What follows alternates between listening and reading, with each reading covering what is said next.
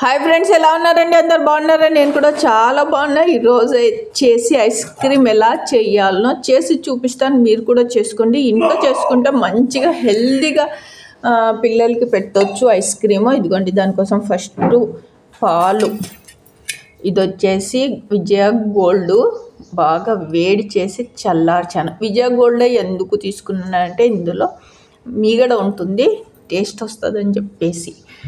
ఇదిగోండి, ఇక్కడ వచ్చేసి సబ్జా గింజలు నానబెట్టేసాను, చాక్లెట్లు, ఇవి వచ్చేసి డ్రై ఫ్రూట్స్ అన్నీ కట్ చేసి పెట్టేసింది మా అమ్మాయి, బిస్కెట్లు, ఇంకా చక్కెర. బిస్కెట్లు ఇలా ఉన్నాయి, ఇవి బిస్కెట్లు కాదు, చాక్లెట్లు ఇందులోని.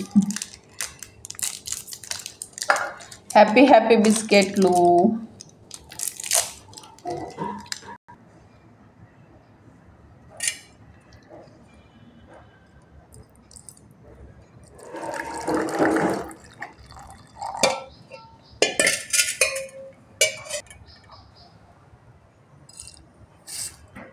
చక్కెర,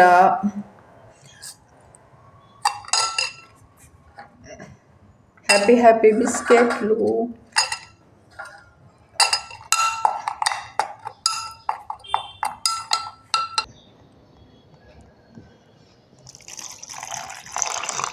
పాలు తగ్గినాయని మళ్ళీ కలుపుతున్నాను. ఇదిగోండి బిస్కెట్లు కరిగించిన తర్వాత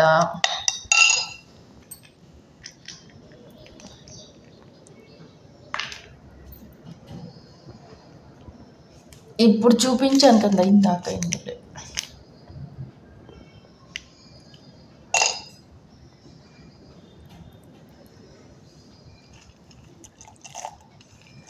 ఇవన్నీ డ్రై ఫ్రూట్స్ అన్నమాట.